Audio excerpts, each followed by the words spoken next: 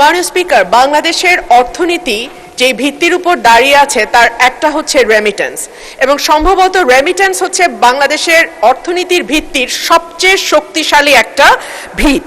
এই দেশে প্রায় 1 কোটির ওপরে মানুষ দেশের বাইরে কাজ করে, এবং যেটা আন্তর্জাতিক অভিবাসন উৎস দেশ হিসেবে বাংলাদেশকে বিশ্বের ৬ষ্ঠ বৃহত্তম দেশে পরিণত করেছে। 2025-26 অর্থ বছরে বৈধ পথে বাংলাদেশের রেমিটেন্স এসেছে $35.56 বিলিয়ন, এবং এত বেশি বৈদেশিক মুদ্রা আমাদের আমদানি থেকেও আসে নাই, কিংবা আমাদের যে অন্যান্য যে জিনিসগুলো আমরা রপ্তানি করি, গার্মেন্টস সহ অন্যান্য যে বিষয়গুলো রপ্তানি করি, সেখান থেকেও কিন্তু আমাদের এত বিপুল পরিমাণ অর্থ আমরা জোগাড় করতে পারি নাই। ওয়ার্ল্ড ব্যাংকের হিসাবে বাংলাদেশ বিশ্বের 8ম বৃহত্তম রেমিটেন্স গ্রহণকারী দেশ, এবং আমাদের রিজার্ভ বলেন, আমাদের গ্রামীণ অর্থনীতি বলেন, আমাদের আমদানি ব্যয় মেটানোর মূল উৎস বলেন, কিংবা আমাদের লাখো পরিবারের যেই উপার্জনের উৎস, সেটা কিন্তু আমাদের এই প্রবাসী ভাইয়েরা, এবং সবকিছু নির্ভর করছে যে আমাদের রেমিটেন্স যোদ্ধারা কি পরিমাণ অর্থ বাংলাদেশে পাঠায় তার উপরে। কিন্তু রেমিটেন্সের আড়ালে একটা বিরাট মানবিক মূল্য আমাদেরকে দিতে হয় মাননীয় স্পিকার, যেটা আমাদের নজরে সব সময় আসে না। আমরা অর্থের হিসাব করি, আমরা রিজার্ভের হিসাব দেখি, এমনকি কি পরিমাণ বিদেশে আমরা লোক পাঠাতে পারছি সেই হিসাবও আমরা দেখি, কিন্তু এটার অন্তরালে যে একটা গভীর কষ্টের গল্প আছে সেই কথাটি কখনো কোথাও উঠে আসে না মাননীয় speaker. Social cost of migration, যেটাকে আমরা বলতে পারি সুযোগ এবং ত্যাগের গল্প একই সঙ্গে। ওয়েজ আর্নার্স বোর্ডের তথ্য অনুযায়ী 2024 সালে বাংলাদেশ জন্মের পরে এখন পর্যন্ত 2024 সালে সবচাইতে বেশি 4813 জনের মরদেহ বাংলাদেশে আসে। এছাড়াও 15 থেকে 24 পর্যন্ত 38,000 মরদেহ বাংলাদেশে এসছে।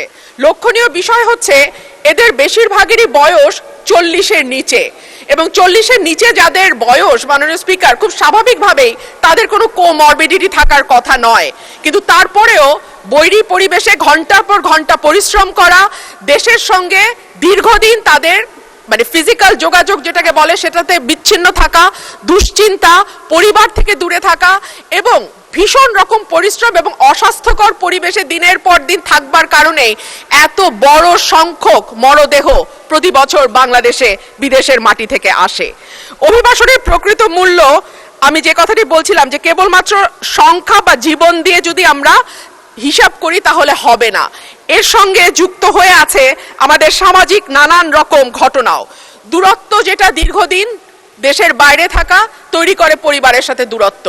এমনও ভাইয়ের গল্প আমরা জানি মাননীয় স্পিকার, যে হয়তো তার সন্তানটিকে 1 বছরের রেখে গিয়েছিল, কিন্তু যখন ফিরে এসছে তার সন্তান কিশোর বয়সে গেছে। বাবা সন্তানকে ঠিকমতো চেনে না, সন্তানও বাবাকে চেনে না। যেটুকু কথা তাদের মধ্যে হয় সেটা হয়তো মোবাইল টেলিফোনে, কিংবা সেটা হয়তো ভিডিও কলের মাধ্যমে হয়। বাবা মার মৃত্যু হয় দেশে, সন্তান খবর পায় না।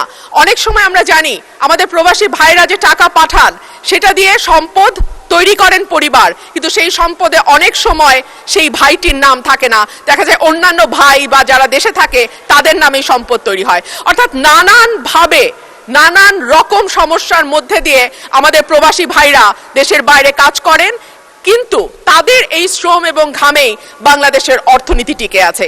মাননীয় স্পিকার, আপনার মাধ্যমে প্রবাসী কল্যাণ এবং বৈদেশিক কর্মসংস্থান বিষয়ক মন্ত্রীর কাছে আমার প্রশ্ন, দক্ষ জনশক্তি পাঠানোর ব্যাপারে সরকার কি কি উদ্যোগ গ্রহণ করছে? কারণ আমরা জানি আমরা যে শ্রমশক্তি বাইরে পাঠাই তাদের অনেকেরই ভাষাগত দক্ষতা নাই, কিংবা যেই কাজের চুক্তিতে তারা দেশের বাইরে যায় সেই কাজের ব্যাপারেও তাদের সব সময় যে খুব পরিষ্কার ধারণা থাকে বা দক্ষতা থাকে তা নয়। কিন্তু আমরা যদি দক্ষ শ্রমশক্তি বাইরে পাঠাতে পারি তাহলে দেখা যাবে যে আমাদের বৈদেশিক মুদ্রা এখন যা আসে $35 বিলিয়ন, তার চেয়েও বেশি হয়তো আমরা আনতে পারবো, এবং যারা দেশের বাইরে যাচ্ছে তারাও একটা সম্মানজনক অবস্থায় যেতে পারবে।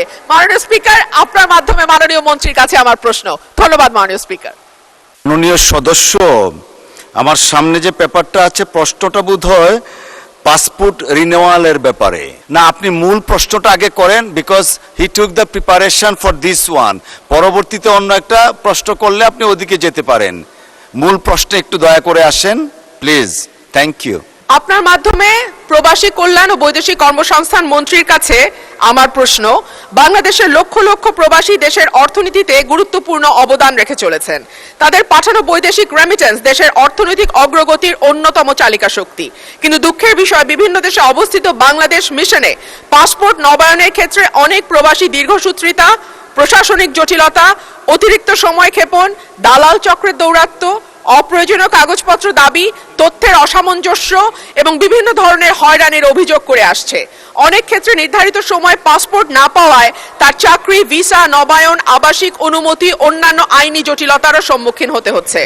এছাড়াও বিদেশে কোনো প্রবাসীর মৃত্যু হলে বিনা খরচে বা সরকারি খরচে তার মরদেহ নিজ পরিবারের কাছে হস্তান্তর করার ব্যবস্থা করতে হবে। বিমানবন্দরে হয়রানি বন্ধ, লাগেজ চুরি, ভিসা ও মেডিকেল ফি, মেডিকেল সেন্টার দুর্নীতি ও অতিরিক্ত ফি আদায় বন্ধ করা সহ সকল ব্যবস্থা আরও সহজীকরণের জন্য আমি মন্ত্রী মহোদয়ের দৃষ্টি আকর্ষণ করছি।